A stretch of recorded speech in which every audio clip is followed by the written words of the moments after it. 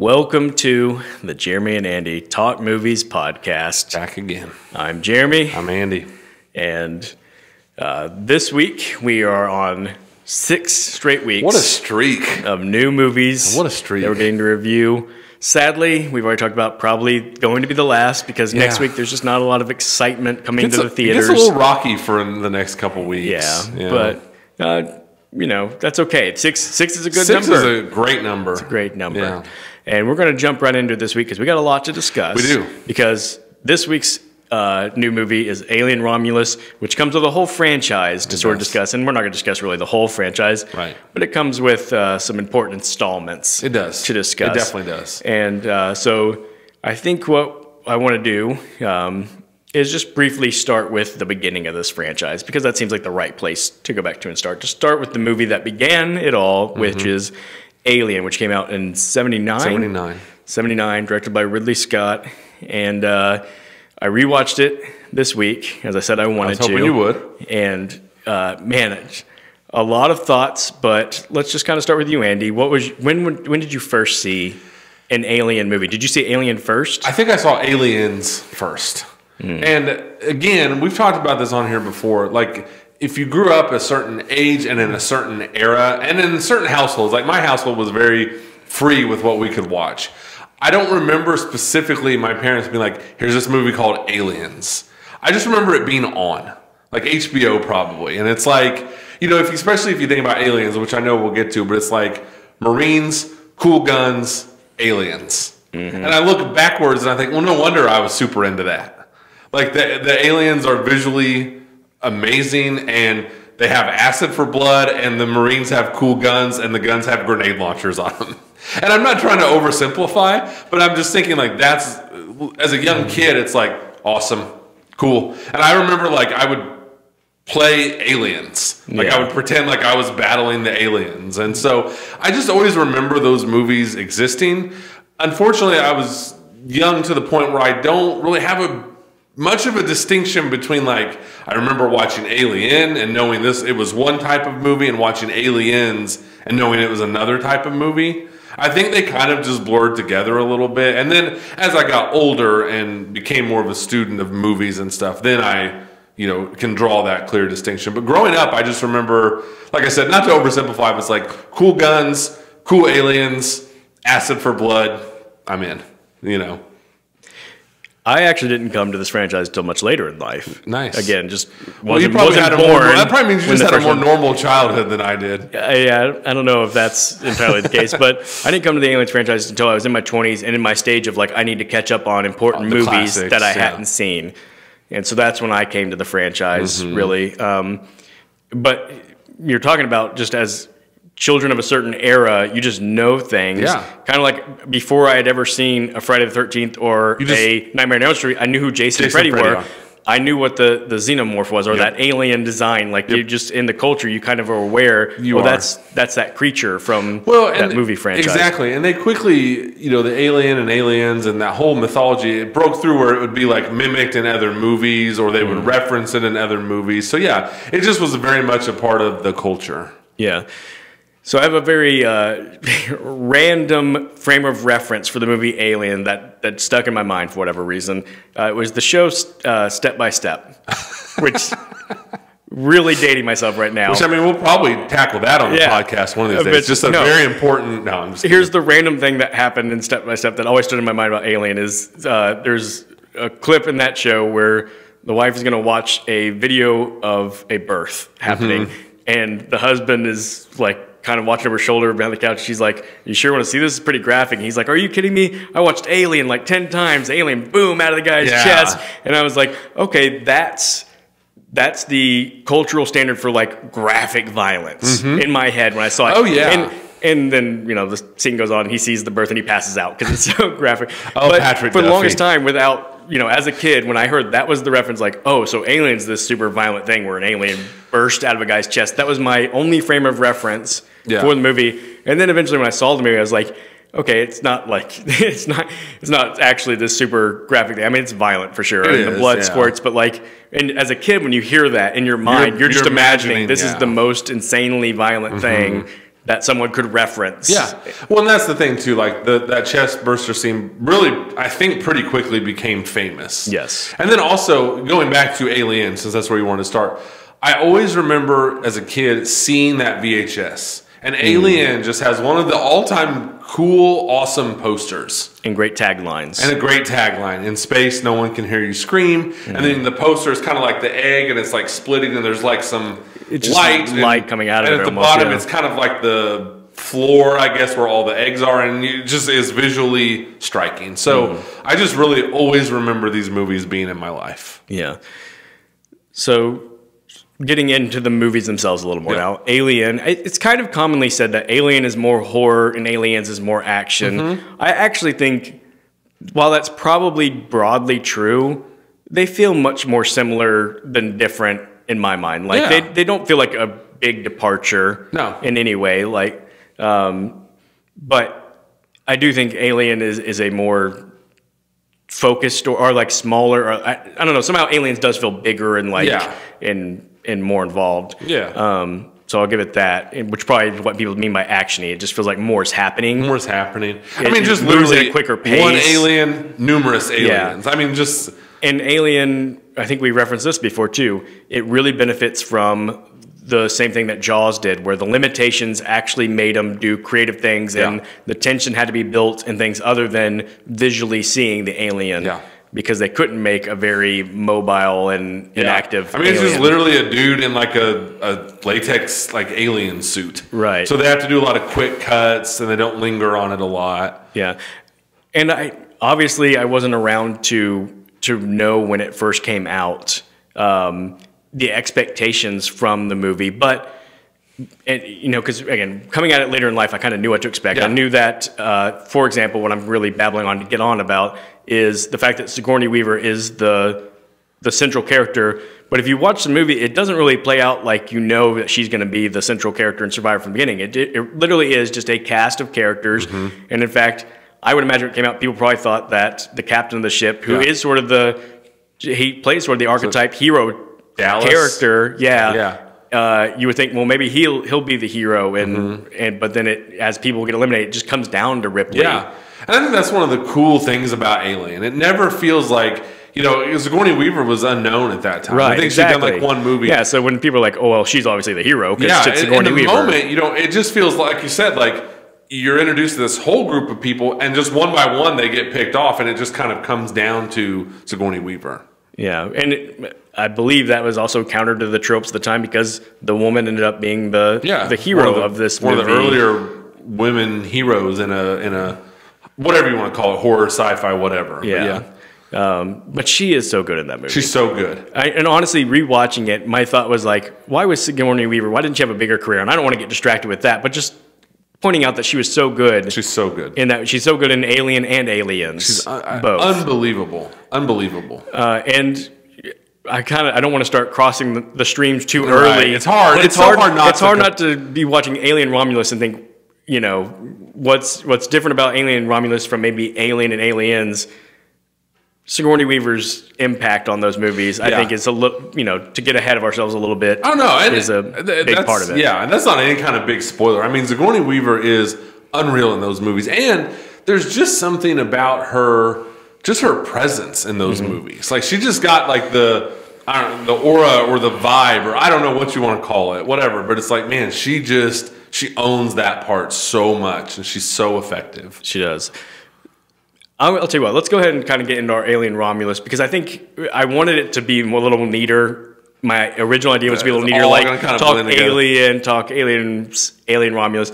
But I think because so many of my thoughts of Alien Romulus have to be tied back to those other two, that we will end up talking about them all. We'll just be in and out of all three of them throughout the conversation. So Alien Romulus takes place between those two movies as far as the timeline of that universe. Yeah. So it would technically happen while Ripley, the character played by Sigourney Weaver, is in like cryosleep between the two movies. And this takes place, it begins on a mining planet that people have populated. That kind of surprised me. I don't know why, I just expected the movie to start in space like the first one did, just sort of already on your task. But no, it spends some time on this mining planet where we meet our protagonist, played by Kaylee Spaney, who's character name is Rain. Rain. Yeah. And her brother, who is actually an android, he was just raised as her brother, and his name is Andy. Yeah. How about that? What do you know? And then you're introduced to the whole idea that they can't get off this planet. Yeah. She wants to get to a place that's just a better place. Yeah. This mining planet seems crappy. I mean, they're essentially like slaves to this planet and the mining. And you get the idea, like, unfairly they're kept there. She goes to get a passport off. She's like, I put my time in. Yeah, she's met these, like, required times. And the lady just, like, doubles them. And it's like, no, we actually doubled that now. So she's got some friends who are like, hey, we've got a way off. And so she joins this ragtag crew of, I don't know if they're normally criminals, but they're going to do this criminal act of like, hey, there's a ship floating above us that's abandoned, and it's got some cryo sleep chambers that we would need. Because where we want to go takes 9 years, right? Yeah. And the only way to do this trip is to use those chambers. Yeah. So let's go raid this ship, get these chambers before somebody else does, and then we can make our trip. Everything just goes wrong. Everything goes wrong, and you know it will. So, and the ship is named Romulus and Remus because it's in 2 parts, and Romulus is where, of course, the movie's name comes from. Alien Romulus. Yeah. It's Greek mythology. Romulus. I didn't really dive into all that. I know that Romulus is what Rome is named after, but that's about all I know. So it's not important to the movie that anybody know that. So no, it's really not. It's just a clever name for the ship, and it sounds good on a poster, I guess. Yeah. So it is a cool title. Yeah. Like, it's a cool title. So they go to the ship, and they think it's going to be an in-and-out job, just, snatch and grab, I guess. And so 3 of the characters they actually get off the ship and try to go in. They need Andy, the android, because he's the only one who can actually access things. Like because the mainframe. Being an android or whatever, he's got certain abilities or information to do that. Yeah. And they get in and they get to the chambers and they don't have enough of the cryo fuel. Yes. But they go, okay, we can fix this because they keep more cryo fuel in this other place. So they go there. All of it's very makes sense. Okay, I'm with you. I appreciated that too. Yeah. It's like, okay, this is sci-fi and outer space, but this is an understandable kind of mission. And then this is one of my favorite parts of the this makes sense thing is it doesn't. Because originally when they get there, okay, there's going to be aliens on this ship. And so you're waiting for, when are they going to come across the aliens? Or, of course, dramatically, they're going to take a little while so we can establish something. Of course. But they do a great way of explaining why the aliens attack when they do, because when they take the cryo fuel from that other room, it was keeping the alien, the little face hugger, they weren't in eggs, but they were in some sort of frozen shielding. Yeah. And when they take out those, they start melting. And so then they have actually unleashed the aliens on themselves, unbeknownst to them. Yeah, all that was great. And it's like, okay, this wasn't just, I don't know, there's just an alien, just because we want to make another alien movie. Right. So I appreciated the effort they put into at least coming up with a plausible reason within this universe. Yeah. And I guess we should mention that it begins with this clip of scientists catching this. All you can tell is they're catching a space rock. Yeah. And bringing it in, but they cut it open, and it's the alien from Alien, from the first Alien. And I did like the fan service where you even see the little spear thing that Sigourney Weaver shot the alien with to blast it out into space. Yeah, yeah. So I'm completely on board with all this because I'm like, okay, these are clearly writer director who has an admiration for this franchise and tried to make a movie that makes sense within this world. Yeah, and really went back to the tone of the originals. We talked about very much so. The more of a horror style, it's tension, just kind of a scary movie in this alien world, and I think it did a good job of that. So maybe we can just, again, we're not trying to bury the lead here. Yeah, we can talk about. I really enjoyed this movie. Same, and I do want to say this as an aside. I went to the theater at 4:00 on a Friday, and I just since Wednesday, have been trying to cut out soft drinks again. Mm-hmm. I just go through cycles where I cut them out for a while, I go cold turkey, and then I'm like, okay, I can drink some, and I'll just drink a few here and there, and I sort of build up the habit. I start drinking too many, and then I have to cut it off. So I've gotten to drinking too many, so I was like, I'm gonna cut it off. I say that to say this. I was on I need caffeine low on Friday, going to the theater. My restless leg was killing me, and my allergies, my eyes were just dying. And so the movie, I was like, I am miserable right now. Yeah. And having a hard time sitting still. So circumstances were not in the movie's favor. and yet I still really enjoyed it. So I was like, this is how I know it's a good movie, is like, as miserable as I'm feeling right now, I'm still into this movie. I'm not like, you know what, let's just go. Like, let's get out of here. Like, I've got to stay and watch because I'm enjoying this. Yeah. And so I wanted to mention all that to say that's what I thought of the movie. Is it was that good that I enjoyed it despite I really like this movie a lot. Yeah. And we can get into later about where it might rank amongst the Alien franchise. Yeah. We'll do that maybe in the, towards the end. Yeah. But so it has a really good feel that harkens back to the original. So we get back to it releases the aliens, and I don't really want to try to go scene by scene or beat by beat. But then we get the alien carnage, and the one thing I will say that I think works so well in the original, with there only being one alien, the alien seems the most menacing in the original Alien movie. Yeah. I think because there's only one, it's like it can't be killed, it can't be stopped in any sort of way. And when you get into aliens, they can start like fighting. They shoot some of the aliens and kill them and things like that. And this one, the facehuggers, they're able to like swat them away when they're jumping at them. And like all that's cool and makes for good action and things happening.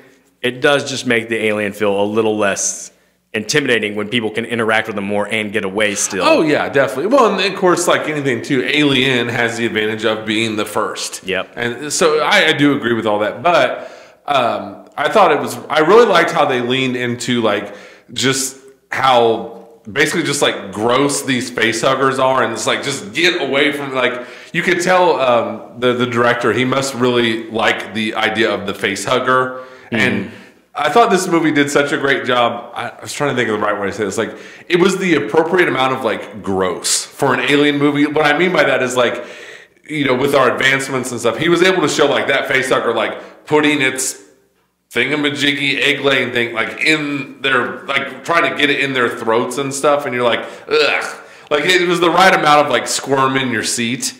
And I really enjoyed all that. And, too, just like the thing we talk about all the time, where it's like less is more and subtlety and all these different things. And even once the facehuggers are unfrozen or whatever they are, it's like they're in the water. And he took not like a ton of time, but at least a little time before like all hell breaks loose, where it's like there's something in the water. And just like we talk about like with Jaws and all these things we love, it's like the idea of just something is on this ship and I can't see it and I'm feeling it brush up against me in the water. You're like, job well done, dude. Instead of just jumping right into special effects and carnage, he does play around with that a little bit, and that was really well done.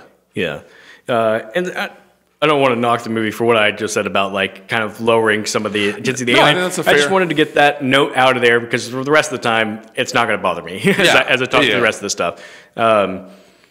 So it leads to eventually, and I'm sorry if I skip anything important, but it leads to there's a crew of 6. Yeah. So like I said, it's the Rain and Andy, the siblings, the 4 other people, but they split over the fact that one person got face hugged, and it becomes a divisive thing, just like in the original Alien, where it's like we don't know what that's done to a person, and we don't know if we can, keep them with us, and so they separate because it's the girl who got face hugged and her boyfriend are like, you're not leaving her behind. We're going to leave you behind to make sure she doesn't get left behind. And they split up. And then, man, I know we can say spoiler. I don't want to ruin this for any people. I know. Wreckage ensues, and basically like you get the like everything's gone wrong at that point, because they don't have their ship really, or it's in another part of the ship now.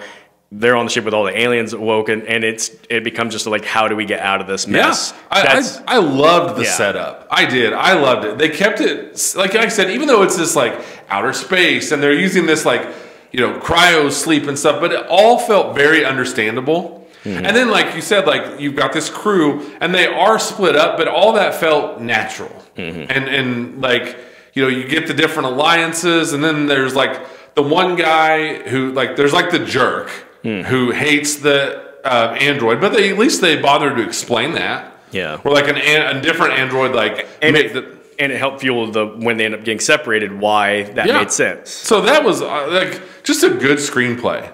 Yeah. Because everything that happened, you're like, okay, like within the world of Alien, this all makes really good sense. And I liked how they split things up. Great touch to, again, spoilers. You know, one of the girls on the ship is pregnant. Mm-hmm. And you just go, oh man, that just automatically adds good. It ups stakes, yeah. Yeah, it's like we talked about, I know, like with Madam Web, it's like nothing mattered in this movie. There were no stakes at all. To say that someone's pregnant and immediately the stakes are higher all of a sudden. Yeah. And so that was all good. And it's like, man, this is just, I'm really into this. Speaking of Madam Web, I'm pretty sure that girl who was pregnant was in Madam Web because I was looking up all the actors and actresses. She one of the... I think so. Oh my gosh, I never even thought about that. I was looking up the cast and I was going like, I don't feel like I know any of these people. No, and so a lot of times that works to your advantage. For sure. Oh my gosh, obviously, I didn't even think about that. I'll have to check that. Kaylee Spaney was in Civil War. We loved her in Civil War. The guy who played the android, Andy, he has a look that was like, I know I've seen this guy in something. TV show? But then when I looked through, nothing. I was like, I have not seen any of the things that he's been in. I think he's in the show Industry, maybe, which is a big show, but I haven't seen it. Same. None of the other actors, a couple of them had been in things that I've seen either a show or a movie, but it was roles and I'm like, I don't remember that person. But yeah, one of the actors, and I'm pretty sure it was the girl who was pregnant, was in Madam Web. And I was like, is she who I think now that I'm thinking about it? Oh my gosh. So yeah, it just again shows you how forgettable Madam Web is. That exactly. That never once crossed my mind. Right. And I thought she did a good job in this movie. Yeah, I thought everybody did a pretty good job. I don't think there was any weak links. No. As far as the acting goes, yeah. Right. I will say it's probably a fairly easy movie to, from the beginning, go, that person is not going to make it. Oh, definitely. Definitely. I mean, it's pretty clear from the beginning. Yeah. It's going to come down to Andy and Rain. Yeah. I mean, they are the central points, but you know that comes with the territory sometimes. If there's I have a couple of notes on the movie. Again, movies that we love, we still have notes on. Oh, sure, I do too. One of my notes that's more of a question is just like, how do I feel about what they did with the character of Andy, where they made this android who from the beginning they were trying to give a little more like emotional stakes to, right? He gets beat up and she has to fix him and he's like crying. He's like an android that cries. Yeah. And just like is real like sad and lonely and like just wants to help Rain. And you're like, that it's an interesting concept that they're trying to do because in all the previous movies, the androids were very just like an android. They were very stoic and were just about the facts. And so I thought, you know, I see what the filmmaker's trying to do and trying to like, you know, how's the audience going to feel if I make one of our key characters an android and then our main character has to have this personal connection to, you know, and all this. And it played out well in the movie. When it first started, I was like, I don't know how I feel about this.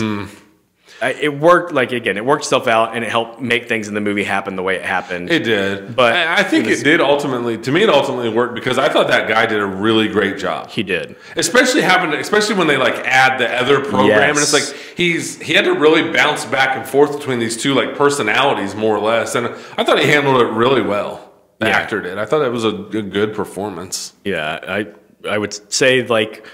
Again, nobody was bad in this movie, and it's probably because his part allowed him to do the most. If anybody came out looking the best in this movie, I think it's him. I agree completely. Yeah. Yep.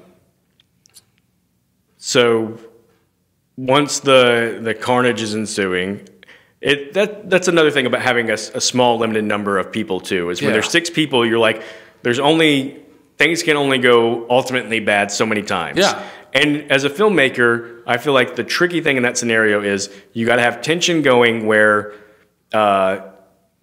people can't be constantly in peril and getting out of it too often. Right. Because then you're like, okay, they're just, you know, nothing's getting... then your aliens look like buffoons. Right. But then you also only have so many people to get picked off. Right. So it's a balance. I'm always... as a movie nerd, fascinated by, yes, exactly, like, at what point are you going to allow characters to be picked off and in what circumstances? Because, yeah, again, you don't want to run through them too quick, but you can't draw it out too long. Yeah. And I thought it did a really good job with that, balancing it out. Like, it's such a odd thing to be praising in this movie for, that, hey, you did a great job of picking your moments to, like, execute these things. But they did. And the ways, because, again... I'm watching going like, there's so many different ways for characters. I mean, because you know somebody's got to get the face hugger chest burst. You know that has to happen in an alien movie. So you're like, there's one down. Yep. All right. And then... and I'll say this, like, that just kind of comes with the territory that you have to have that. But they're creative enough, like they got the cool X-ray That thing. was super cool. And you're like, okay, that's pretty cool. I got to say, that is pretty cool. Yeah. And that I thought that actress, you know, well, it's like, you know, you don't have a lot to do necessarily as you're like, and then but she sold that well. And then she's like, don't let me die. And it's like, oh man, they really made that feel just terrible. I mean, it is terrible that if something bursts out of you, but like she sold that well, I guess is what I'm trying to say. Yeah. Job well done. And the effects were really good. Really cool. I felt like, again, there's probably a lot of CGI in this, but there's been a real like push for things to feel more practical, even if they aren't. And I got that sense watching this movie. I feel like they're trying for as much practical as they can. Too. As a matter of fact, I think I read where they said that, like, when we could do practical, we did. Yeah. And it shows. It shows up on the screen where it doesn't just feel like this lifeless CGI fest. Yeah. Yeah. So, and again, spoilers, we haven't said it, but we're getting in these movies. Yeah. So you got the chest burst death. I actually thought it was really interesting, the kind of jerk guy, his demise. They really utilized the idea that these aliens have acid for blood in this movie. Yes, to a level that they hadn't probably been able to in the past. Exactly. For technology.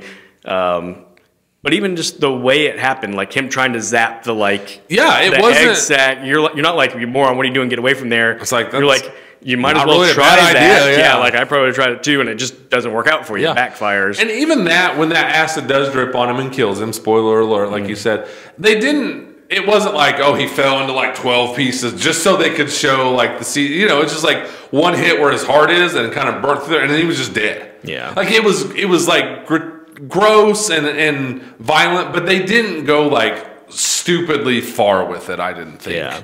So I appreciated that. Yeah.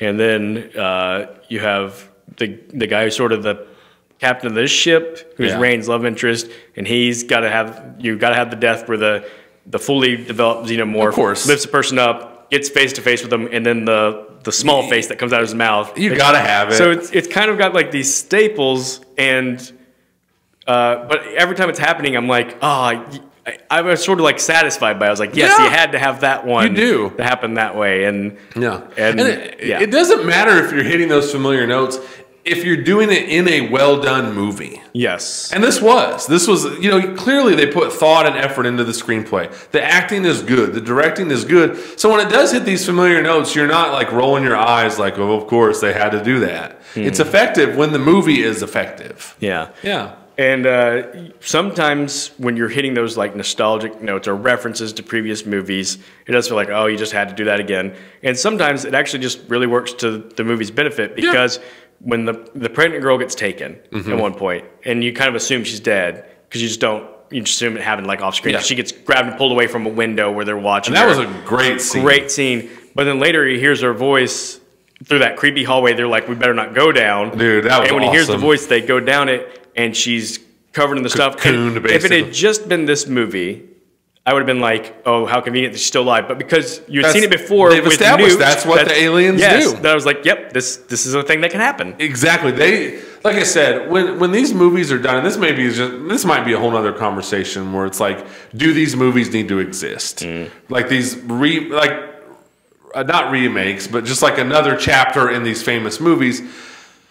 We've seen it work, we've seen it go terrible, but it's like, obviously, I know this is kind of stating the obvious, but when it comes from someone who clearly has such a love and admiration for the source material, that makes such a big difference. Yes. It makes such a big difference. And he, Fede Alvarez, we should say, who directed this movie, did a great job. Yeah, wrote and directed. He has a writing partner he writes all of his movies with. I don't remember his name right now. I should have. But, he obviously, guarantee he's watched Alien and Aliens a billion trillion times.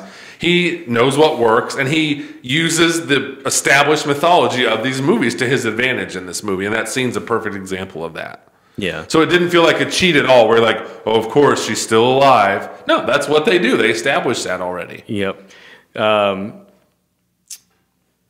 One of the cool scenes, because again, I'm trying not to overdo this and go every scene. But I know, it's hard not to. One of the cool scenes. Okay, so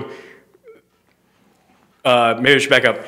Andy gets them a couple of guns, like cool looking, those future guns. But then he makes the note like, oh, but you can't actually use these. Yeah. You know, like, hopefully they'll just scare it. If you shoot them, acid blood, it'll drip through, and we're in a spaceship, and what he says, like it'll literally just create like a vacuum. Yeah. And so you're like, so he says, hopefully it will just like be a deterrent for long enough for us to get through. And you're like, oh, that's terrifying. It is. But then we get to a point where they're cornered, and you're like, there's several of the xenomorph aliens coming, and you're like, what are you going to do? And again, things that are set up early in the movie without you realizing that that's what they're setting up. So that it doesn't feel like a cheat. Yes. Turn off the gravity. The ship will do these like gravity cycles. Yeah. And so, it hits the Kaylee Spaney character, and she hits a button to turn off the gravity. The scene was so cool. And then she's like, now I can use it because your ass is not going to fall down. It's going to just float. So it's cool when she's getting to shoot off the aliens. It's cool. And even a face hugger jumps out, and she's able to shoot it. Yep. And then the acid is floating around, and then it's like, they kind of have we also have to go back that way. Yeah. And so they're going, and then you get the added tension of like the timer's counting down when the gravity's going to come back on, and it's just so there's like 4 tense things going on all at once, and it all is done perfectly, and that is an example of the advancement of special effects, where they didn't just go completely crazy with it, but it's like now we do have the effects to have this acid blood in zero gravity, and it's like that right there. That is how you utilize the advancements between Alien and Alien Romulus, where it's like obviously they could have never done that in 1979. Absolutely. And now you can. And it's like, if you're going to use these special effects, like we've said on here before, we don't hate special effects. We hate it when they're just used for no reason at all other than just to use them. Right. This felt like a great use of the special effects. It felt like they just tried to write a really good story, and then they're like, can we do that? Yes, we can. Yes, we can. Is it doing it just to do it? No, it's a good scene. It's a good scene that makes sense within the universe of this movie. And it's really tense, and like you said, great use of the countdown too. Where you're like, guys, you got to hurry, and it's like none of them actually do get burnt, do they? I don't think. But no, and she has to do the really cool thing where she's floating right at a grouping of it, and you're like, well, what's she gonna do? And she shoots the gun to knock her down. Really cool. Yeah, love that scene. So another thing that we should mention is throughout this movie, or really, once they get on the ship, they find a wrecked, ruined android that they kind of reprogram or kind of reset up to get some answers from, and it turns out it's not Ash from the original, but it's the same design. Model. It looks exactly like him. They use the CGI to make him, and his name is something else I can't remember, like Rook or something like that. But it's clearly it's Ash from the original one. And I will say that is also established in the alien mythology, because like there's Bishop in Aliens, and then in Alien 3 you meet the creator of all these aliens, and he talks about how he makes them. There's like a production line of these robots. So that didn't. You got different types, but for different services, and they talk about that. Like Andy is this old mining camp, and the Ash character talks about how your model was an important one for our establishment. So again, it's like it's this obvious callback to Alien, but it didn't feel like they did it just to do it. Like at least it felt like it fit within the story. I did think that CGI maybe was just a little clunky. Yes, that's the only place where it's like our technology is still not quite quite there with the faces and stuff. And to be totally fair, like I think it doesn't help that everyone knows that it has to be CGI because we're remaking the same guy who was in the 1979. We know it's not the same guy, and you made it to look like him, so it has to be CGI. So now I'm looking for the CGI, and when I'm looking for it, it's easy to spot. But I will say again, because this was a smartly written movie, they utilized that character well. Well, and that's what I say. That's why I wanted to bring him up, because not just that. They have the CGI reference character. He becomes a very important character in everything that happens for the rest of the movie. And he's got an agenda that's very much going against their agenda. And I thought it was a really cool scene. Was it the pregnant girl who he's like manipulating, where he's like, hey, all your friends are dead. Let me turn it over to like automatic, or like turn the controls over to me. I'll get you where you need to go. And you're like, oh, what a slimy little robot guy. Yeah. And that was really effective. It was. Yeah. And the other thing that he does that's really important to the movie is he has that vial, the injection, whatever it is, that has I'm not going to know all the science mumbo jumbo that they blah blah blah. More or less, it's like a blood sample, I guess, but not really the blood of the xenomorph, like their DNA that they want to mix with humans to perfect humans. Because that is an overriding theme of all these alien movies, even the ones that are terrible. Is like there's always someone that has like this admiration for the aliens, and they always use this more like perfect organisms. Yeah. So again, smart writing, because it's like that's not just out of nowhere. Right. That is a theme that pops up over and over again. There's always somebody that wants to utilize or weaponize these aliens. Yeah. Yeah. So not that we haven't talked really spoiler stuff up to this point, but just spoilers, like full-on spoilers at this point. I just want to say I really enjoyed this movie. I enjoyed it most while they were on the Romulus and Remus thing. I do feel like the final act it's really weird. It was the big swing. Like everything else is kind of like we know what works in an alien movie, and we're gonna make sure we hit all the great things that work. And then that was kind of like we got to have our own swing. Man, that almost felt like it was out of a different movie. It did. It's not to say it wasn't done well. Right. It was, and I guess it kind of makes sense within that story. Yeah. You're just like, wait a second, are they doing this right now? Yeah. So you want to say what happens? Yeah, you think you've got the total climax because it felt like a total movie climax where they're getting off that ship as the ship is crazy. Or I guess it's actually sort of like a space station, right? Yeah. So they say when they first get there, she's like, it's not just a ship. That's and it's been thrown off its axis or something. And the whole time it's been on this collision course for that's asteroid. another countdown going on throughout the movie, which is always effective. It's basically like an asteroid belt, like Saturn's rings or something. And it's so going off its axis. It's crashing to that just as they're able to escape and get away, with the aliens in pursuit. So like you've got everything coming together to make that final escape, and they do. And you kind of notice immediately, like, just the way it's being filmed in the music, it's not giving you like it's over, like, okay, so what's happening? Yeah. And they're showing you scenes like it's all over because she's getting things ready for like their cryo sleep. But too, I guess at that point, if you're watching this movie, you're probably a fan of the other movies. And what happens in Alien and Aliens, he runs it back in Aliens, they get away, but one alien crept up on the ship. Yes. So you kind of think, are they going to do that again?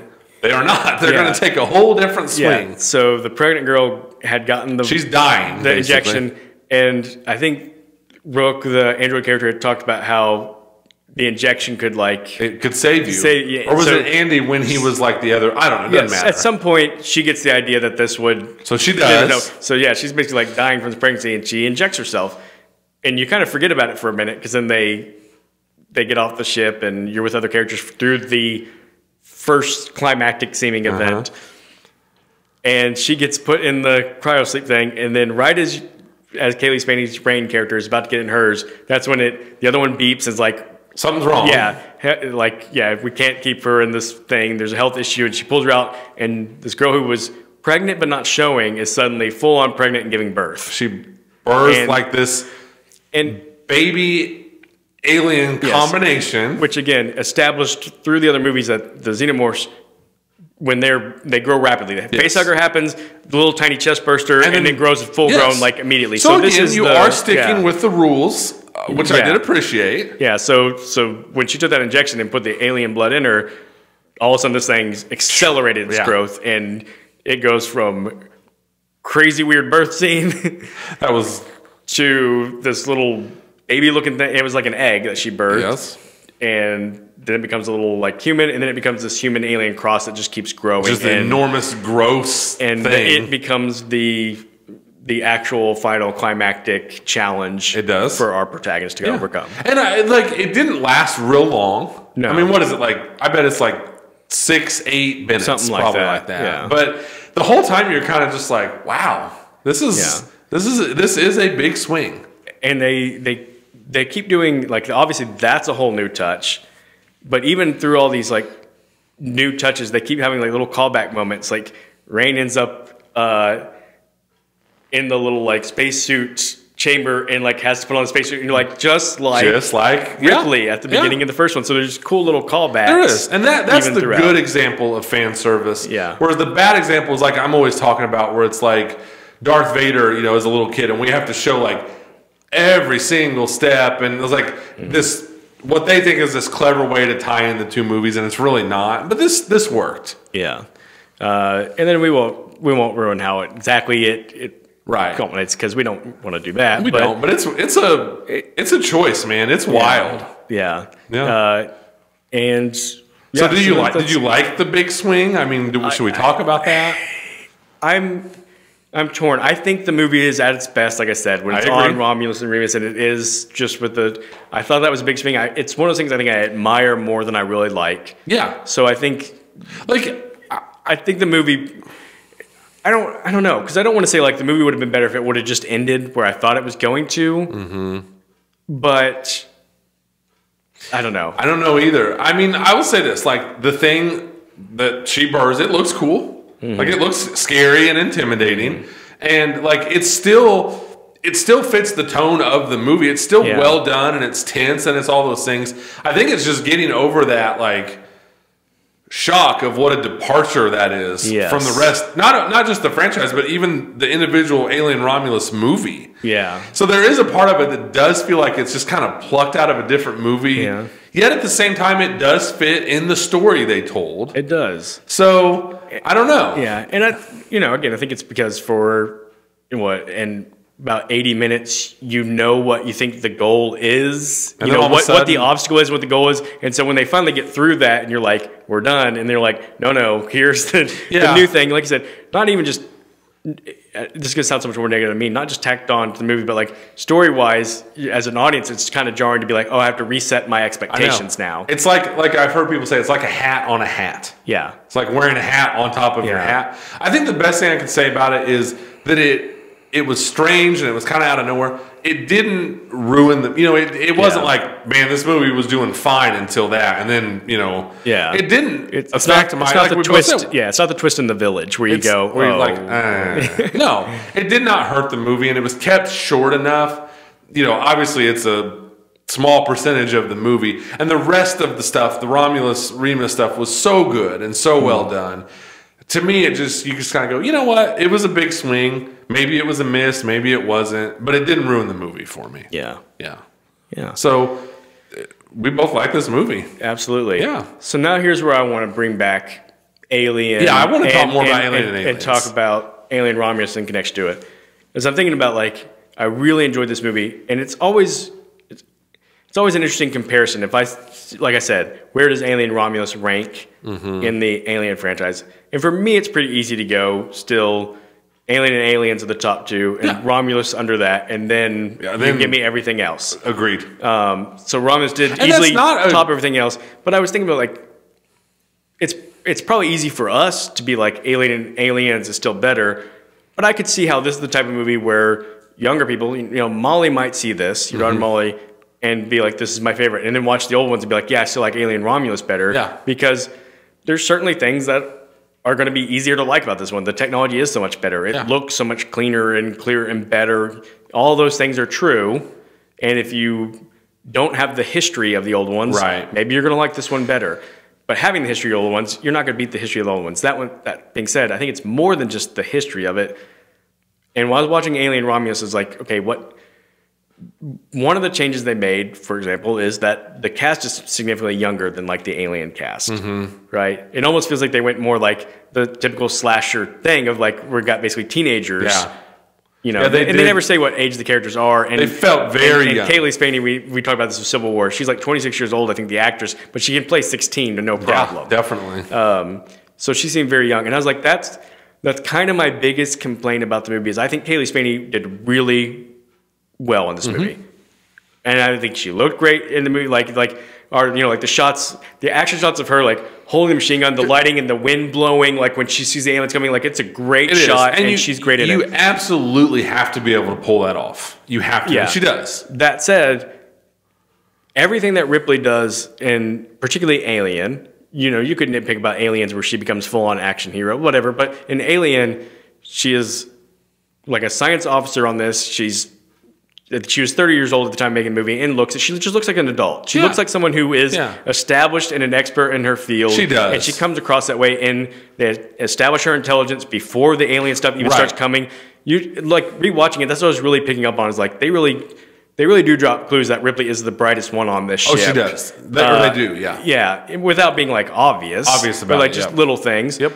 And I was like, that's what they did so well. With this one, they try to get you emotionally connected to Rand as a character, but they don't really establish why she's like really bright or great or anything. Right. And then like she just is constantly like solving every problem as they go and doing really smart things. And I'm like, I just don't buy it from her because she looks so young, and they didn't tell me why she's so smart at any point. Yeah. And like with Ripley, it just felt more authentic. Sure. That she was that capable. Totally fair. And again, that goes back to what we opened with, just Sigourney Weaver being just unbelievable. And it's not even like I'm like the #1 Sigourney Weaver fan. No, I mean, but you're like, she's incredible in Alien and Aliens. She's incredible. She got an Oscar nomination for Aliens. Yeah. I mean, that's wild. And deservedly so. Yeah, deservedly so. Yeah. And then even the rest of the cast, again, it felt like this movie was playing archetypes, but again, more the modern slasher archetypes than like what I love about Aliens, that it played sort of the more archetypes of an action adventure movie in space. Yeah. And again, everybody just feeling more like adults. Like I said, the captain felt like a hero, and he does things that are heroic, like the moment where they're trying to flush the alien out of the ventilation system, and he's like, no, I'm the one who's going to go. I'm going to do the dangerous mission. And it's like things like that where you're like, yes, he's a stereotypic hero right now. He's just not actually going to be able to pull off the heroism. You know, like he doesn't get to save the day in all of this.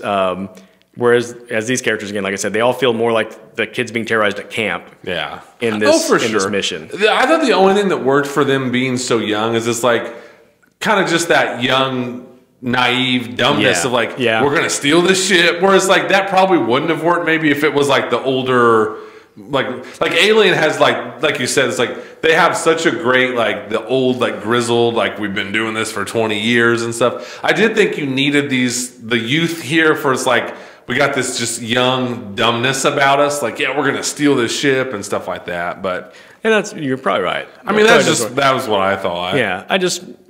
I agree with what you're saying too. I don't know if I had to give notes to Fede Alvarez, who does not need my notes because he is 100 times better at 100. That's not enough. 1,000,000 times better at what he's doing than I would be. Right. But I would say like maybe establish at some point like Kaylee Spaney being like a really bright person. Yeah. And maybe that's one reason they won't let her off the planet is she's too useful to him because she's so bright. Been a nice beat. Anything like that where when she's doing things on the ship, you're like, well, of course she is. She's really bright. And that's also too just what puts to me Alien and Aliens like just in that more elite category. Exactly. Yeah. Whereas Alien Romulus, you go, you know what, that's a really good movie, but doesn't quite crack elite. Which is fine. We talk about it all the time. Not every movie needs to be elite. Yeah. And again, why I wanted to have this conversation as the two movies in conjunction was it's not even so much a knock on Romulus, but why I think Alien and Aliens is still a level, or just a slight notch above, is because of those elements that I think, again, it's a 1979 movie, and I'm rewatching it and going like, I have no notes and no nitpicks about Alien.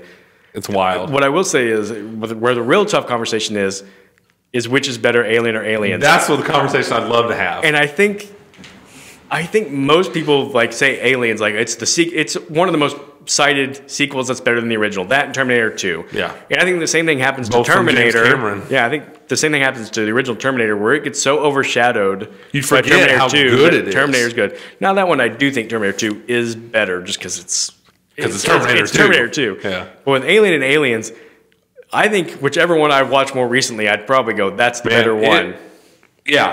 Whatever one I landed on, and I'm kind of the same as you, I could bounce back and forth. It would be a photo finish. Yeah. I mean, it would be like you're watching, it's like one step ahead of the next person, because I've watched both Alien and Aliens actually a few times in the last like 2 or 3 weeks. They're incredible. Yeah. They're just incredible. And again, unique and different enough. They are. And I almost would. I'm at this moment in time. I'm almost tempted to give a slight advantage to Aliens, just because now all these years later we know it's awesome. Mm-hmm. But just the fact that they pulled that off in the moment, where they made a sequel to this movie that was revered and is so well done, and they managed, like you said, to find. It fit perfectly in that universe, but it still so much feels like its own movie. Mm-hmm. And that is unbelievable to think back that they pulled that off.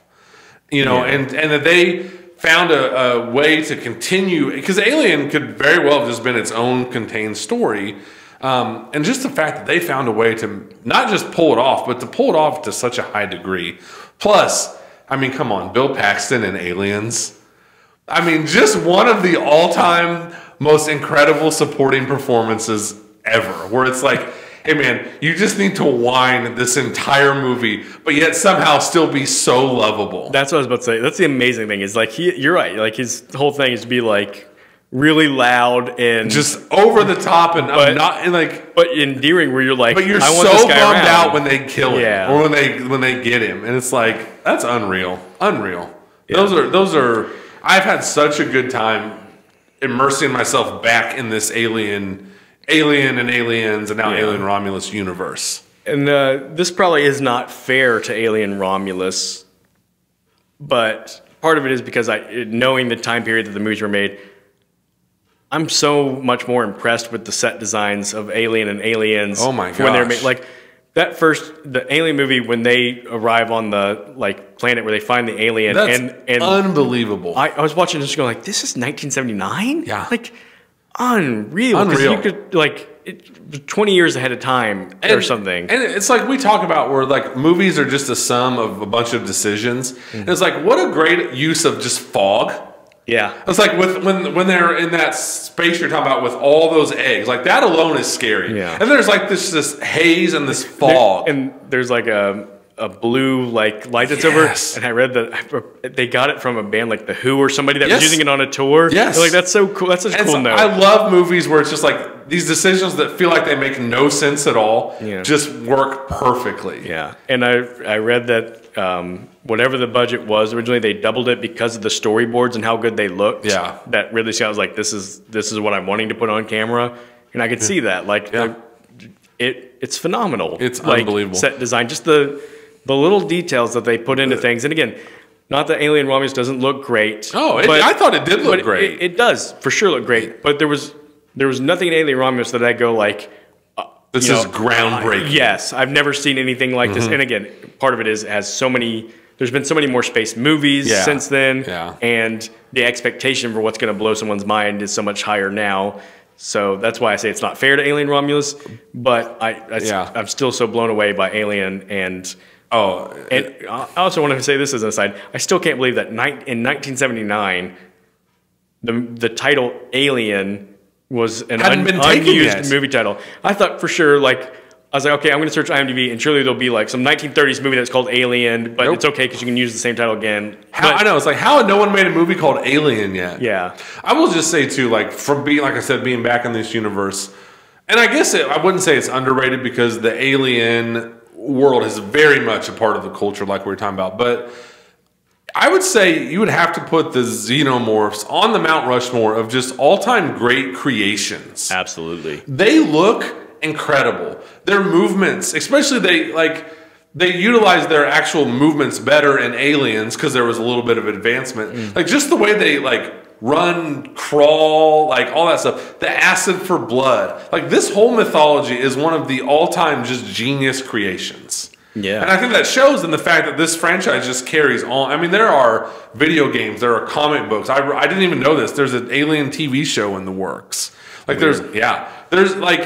that's all because these Xenomorphs and facehuggers are just an unbelievable creation.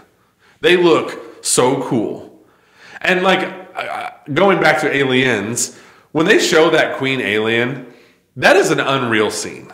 That is so good. Sigourney Weaver's carrying the little girl, and the way those two just stop and they just kind of turn and they're just speechless and frozen. And then they show this alien, the Queen Alien, and to think that was all done practically in 1986. With all of these movies, with Alien and Aliens, I mean, there's so many things you can point to, oh my gosh, I can't believe they did that. Yeah, that's unreal. Yeah, it's just been a blast for me to be back in this alien world. Yeah. And then and we probably don't have time for this conversation, but it's so unfortunate that momentum couldn't carry on, or they just kept trying to go back to the well. And then, Alien 3 is just a legendary disaster. Your guy David Fincher's first movie, he hates it. he was at war with the studio. It's not a good movie. I rewatched it this week. It's not good. Yeah. It's just not. And then from there, it went into the Alien Predator like combination which are movies. just mockeries. You know, it's like just because an idea sounds cool doesn't mean it is cool. And those movies are trash. I personally, like, I did find out doing a little research this week, people do hold Prometheus in high regard. It's just not my cup of tea. Prometheus, I think it's one of those movies, like, when it came out, it didn't do so well. hard. It didn't get great reviews, but I think, like, it's just found its core fans who to me, it tries so hard to feel important. Yeah. And it does the thing I hate where we have to learn, like, step by step how these aliens came to be. Yeah. I don't need to see that. Yeah. And then Alien Covenant is just a very generic entry into the Alien franchise. So yeah, and I have a confession to make. I've never watched either of those because I was already out on the Alien franchise. You're just not missing anything. And honestly, Prometheus, if I remember correctly, like, wasn't clear that it was an Alien movie or connected to the Alien franchise when it came out. Yeah, the previews didn't show that, and then people were like, "Did you know this is an Alien movie?" I think they hinted at it like enough that the hardcore fans knew, but maybe the average fan wouldn't know. And I can't get on board with those. But man, Aliens, can't say enough good things about those. And the best compliment I can give Alien Romulus is it's not as good as those. It does feel like it at least belongs. Yes, and I mean that with the utmost praise. Yeah, yeah, yeah. So there's one last thing we wanted to do today. Yeah. I hope you had a chance to prepare. We hadn't done a Mount Rushmore in a while. Yeah. And so we said we're going to do a Mount Rushmore of Alien movies, and not the Alien franchise, but movies with aliens in them. And so I was actually pleasantly surprised with how many movies I wrote down as potential movies with this. And then I had a hard time narrowing it down to my 4. It was tough. I just did. It was tough. One of the hardest things to do was to decide, like, do I want one representation from this Alien franchise? I know. I limited myself to one. And honestly, you know what ended up happening with me is I so much couldn't choose, I didn't choose either. Oh, wow. And I probably, Plot twist. I think it's one of those, like, they kind of took the votes from each other, and as I was looking, split the vote. I came up with 3 others, and I couldn't decide between those 2. And so if I was being real sincere, I probably would take one of those, but I kind of just defaulted to. And I thought it would also be kind of nice, since we've talked plenty about aliens, to reference other movies. I was so tempted to have both Alien and Aliens on my Mount Rushmore. I don't blame you at all. But I did limit myself. And I will also say, too, I did not allow any Marvel on mine. Yeah, that was another thing. Like, I didn't do it. Because you could definitely make the argument there's a lot of alien-type situations. There were several movies where I went through like that. I was like, technically, you could say, that's Alien. But Thanos is, I guess, technically an alien. Right, I didn't do that. And you can get into the same thing with, Star Wars or Star Trek or anything. But, like, not that I would pick any of those anyways. But I didn't do any of those. All right. So there's one that I think then we probably will have in common. I'm going to throw that one out there first. Independence Day? Actually, it's not Independence Day. Did you choose Independence Day? I did. Okay, that's fine. That was on my list. Okay. It was strongly considered. I didn't mean to jump ahead like that. No, you're totally fine. I was going to say. Predator was the one that I said. So Predator, I figured for sure would be. Predator's got to be on there. Oh my gosh. We talked about it. It's an action movie, Mount Rushmore. It's an Arnold Mount Rushmore. It's like anybody that ever talks about Predator, you ultimately just end up going like Predator rules. Yeah. And it does. And Predator and Aliens really feel like they have sort of like a lot of commonality. You got like the whatever you call it, like military group where everybody's kind of got like their own unique like style and like personality, and everybody just looks cool. So Predator, Signs was another one of mine. Again, Signs is a totally different style. Yeah. Alien movie, but a movie that like I guess never really talked about on here, but a movie we both really hold in high regard. Yes. Yeah. So I got Predator, Signs, Arrival. Arrival is another one that's it's not the thinking man's alien movie from your guy. Yeah, Dennis. That's right, from Dennis. Yeah. I love Arrival. It's a really good movie. It did not go on my Mount Rushmore. It was right there though. Yeah. And then the movie that I ultimately chose after laboring over Alien versus Aliens, and I decided, forget it, I'm just going to choose this other one, is Edge of Tomorrow with our guy, Thomas Cruise. Yeah. Yeah. Always good to talk about Tom Cruise. As I was also looking at it, it was like, I feel like I got very different movies on here. And I'll say this, yes, Predator and Aliens are different, but Predator kind of scratches the same itch that like Alien or Aliens does. So just another example of like what a cool creation. Yeah. Like what an amazing creation. Yeah, which is why somebody thought that they'd make a great crossover, and they did not. Didn't. They didn't. Yeah. No, those movies are trash. Yeah. I'll say this, like maybe there's a good crossover story that could be told, but I'll be honest, I don't know what it would be. I don't know either. It's like I said, sometimes ideas sound cool. But then they're just not. Like for the longest time, I don't know if this is ever actually going to be a thing, but I know there was talk of like RoboCop and Terminator being a crossover. It sounds cool. It sounds cool, but then you're like, you start imagining like I think they're comic books. There was definitely like a video game, I think, at one point that was don't make that movie. But it wouldn't actually mix. Like so I have Predator, Signs, Arrival, Edge of Tomorrow. Nice. That's my four. Now, would you like to give, I guess we know two of yours, but you can... Predator, Aliens, Signs, and then Independence Day. Nice. And again, the Aliens thing is so tough. On any given day, I could swap either one of those two out. Watch them both. You're winning. The only reason I didn't put them both on there is because, like you said, I knew, obviously this was an Alien podcast, so I didn't want to just keep talking about those. But, and I just want to be clear too, like, Independence Day, not a great movie, really. Right. But just like, man, this is like the perfect combination of cheesy and fun and everything. And it's like, I don't feel bad for having it on Mount Rushmore. I will never criticize anybody for loving Independence Day. Just want to throw out a couple movies that I didn't select. District 9. Yeah, that's a good movie. Yeah, it's a movie I really enjoy. Annihilation. Yep. A movie that I really enjoyed, but I still don't even fully understand. Not sure I understand it either. Yeah. It is cool, though. All the Quiet Place movies. Yep. Which, again, one of the reasons that was easy to cross those off is I don't even know which one to choose. Yeah, because we've talked about it. Yeah. Three for three. Yeah. Yep. And then I also wrote down War of the Worlds with Tom Cruise. I like that movie. It's a movie that not a lot of people loved when it came out, but I always really enjoyed it. I thought it, So I had those. I had, I did consider putting E.T. on mine. It's not like my favorite movie, but it's such an important movie and a movie that just made $1 trillion. And like, I wouldn't argue with anyone that had it on their list. And it's also the friendly alien. Right. Most things are the bad guy alien. Yeah. And this was the friendly. As a joke, I almost put Mac and Me on there. Which, if you've never seen Mac and Me, you should YouTube it. It's incredibly bad. I forgot that I was going to announce as my fourth movie, Suburban Commando. Suburban Commando. Hulk Hogan's given a lot of great performances. Yeah. That's probably his best. Right. I don't know who won the Oscar that year, but it's incredible that Hulk Hogan didn't win it.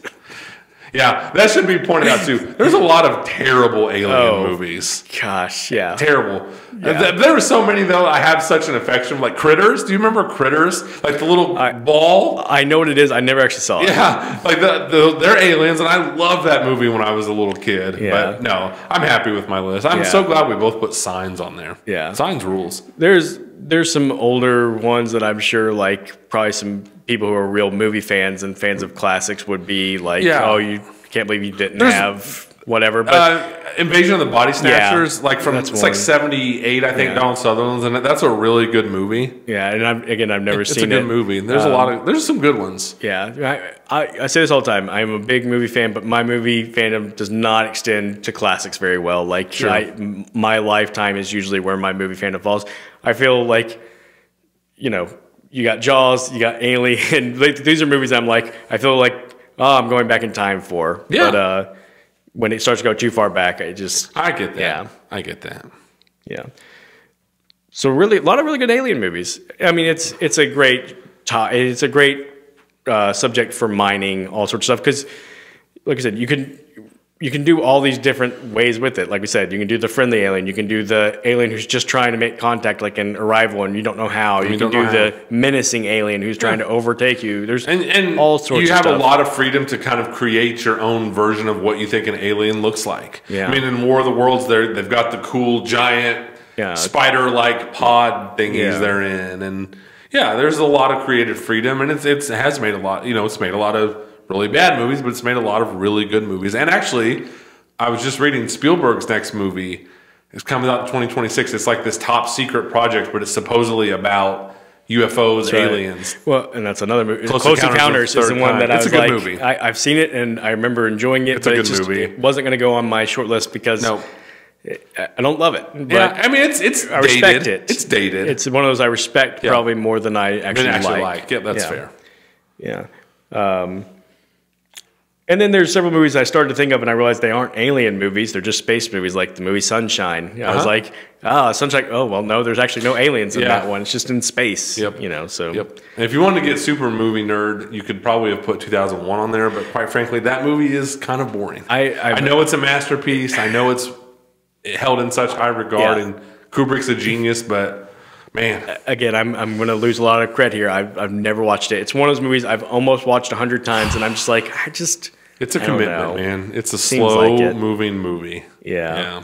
So maybe one day I'll get to it and watch it. But I'll tell you what, if you're listening, watch Alien, watch Aliens, watch Alien Romulus. Yeah. And watch the three of them together because they have a nice flow to them and everything. And I'm not against someone who wants to grab from these old classics, like I said. And of course, you don't know you're making a bad movie, I guess, when you're making it. But it's like, man, if you have a good idea, if you're a good filmmaker and you have a love for this material and you want to honor it, not just rip it off or then I'm all for it. So kudos. And I just want to say real quick, Fede Alvarez, he's directed. I think he's done 4 movies.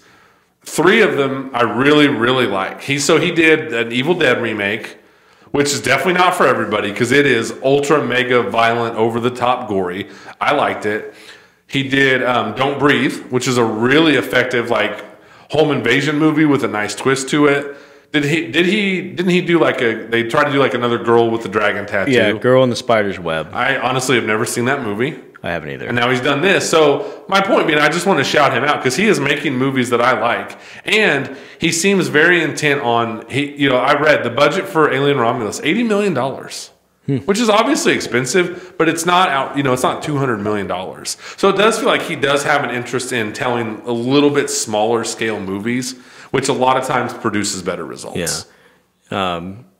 You mentioning the budget made me think of this. You're my guy for this. Do you know how it's done so far? It's done well. So it's like 106 million worldwide this weekend, like 41.5 million US, and it seems like it has people like it. Yeah. So it might have some legs, and I think it'll end up being profitable, and then of course and this might be a discussion for another time. It raises the question do we want to see more Alien movies? Right. I think I'm pretty good with what we've got. Yeah. And I was glad this didn't do a last minute it shows something, it felt like an open and closed story. I mean, we don't know what's going to become of this Rain character, and she's trying to get somewhere that's years away, but I'm pretty good if we don't do more Alien movies, but if it's going to make money, then we will. Yeah, you're probably right. Although maybe it'll be kind of like Prey was for the Predator franchise. Just a nice little standalone. Somebody went back and made one that felt like, hey, we're getting back to our roots. And we made a good movie, and we're good. So so it did well. That's good to hear. I will say it seemed like it was my theater watched it in the IMAX. Where there's more seating. There was a good amount of people in there, and it seemed like one of those movies that's going to hit multiple quadrants because you're going to have the people who are fans of the original movies that are older now. Suck in some new fans. Younger people, because younger people like to go watch these exciting horror movies. And I'll issue kind of an apology to this movie and the preview because I think the preview was effective in showing people this is going to be an Alien movie you like. Yeah. Because we know it's not just the Alien name, because Alien Covenant didn't do anything. No. That preview, I think, just didn't do anything for people, but this one had a preview that had people going, okay, this looks like good Alien. Yeah. And we talked about how the preview seemed to show too much. Yeah. It showed so many of these key shots and stuff, and I still think that's probably true, but that being said, it did hide a lot. When I was watching this movie, there's times when I watch movies and I go, well, I know this is coming because the preview showed me a glimpse of that, and I just kind of completely forgot about everything I saw in the preview. and didn't have any moments of like, well, I know this is coming up. And kudos to that preview for not giving away the acid and zero gravity. Yeah. I'm so glad it didn't give that away because that was so cool to see happen. Yeah. The one thing I guess I did know is the girl who was going to get the chest burster. It showed her. It did. And so I knew, like, in the moment she picked up, like, the little extra thing, I was going. Like, well, I know from the preview she's going to get a chest. So that was the one shot that I felt like was ruined. So I am a little upset about that. But initially, I felt like a lot more was ruined. I'll agree with that. I still want previews to scale it way, way back, but yeah. Yeah. All right. So next week, we said, there's not a movie coming out in theaters that we're really excited about, but it gives us our opportunity for this month to return to the year 1999. It does. For our 25th anniversary rewatches. For my selection, Andy, I put this off for a while, but I just have to do it. It's a movie that I'm a little bit hesitant to return to. It's Big Daddy. And the reason being is because at that time, Adam Sandler was such a seminal figure in my life. He was my favorite. He was my favorite person in movies. Yeah. And when he put out a movie, I was going to be there. I was going to love it no matter what, if you know what I mean. Like, dude, so I went to see The Waterboy on opening night. So did I. Yeah. And in my mind, Big Daddy, I haven't watched it in so long. It's preserved in that, like, it's very good. And I'm sort of reluctant to go back and possibly mess that up, but I'm like, I've got to go back and see what is Big Daddy. Is it actually a good movie or is it not? So I'm all for it. I'm up for the challenge. All right. So mine's actually a little similar. It's going to be a very lighthearted week next week because I was thinking, it's like you think like what was going on in 1999. Yeah. And one thing that was huge in 1999, Austin Powers. All right. So I think we're going to watch Big Daddy and we're going to watch the second Austin Powers movie. All right. And dissect those. Yeah. And I'm in the kind of the same boat for both of them. Where like you're saying, like they're preserved in my mind as these really, really funny movies, but that's 19-year-old me. Yeah. So we'll see what 44-year-old me thinks. That's right. Same for me. 15-year-old versus 39-year-old. So we're not going to be having deep discussions, I wouldn't say, next week.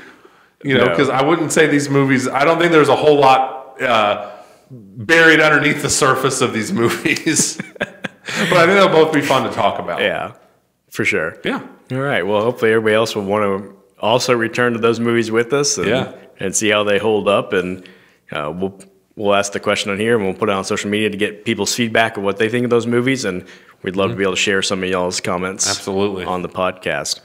But in the meantime, what a 6-week run. What a 6-week run. Unbelievable. Yeah. I hope one day we top it. Yeah. Yeah. Something to aspire to. Absolutely. But we thank you guys for joining us. Yeah. Go see Alien Romulus. Go see Alien Romulus, and we'll see you next week.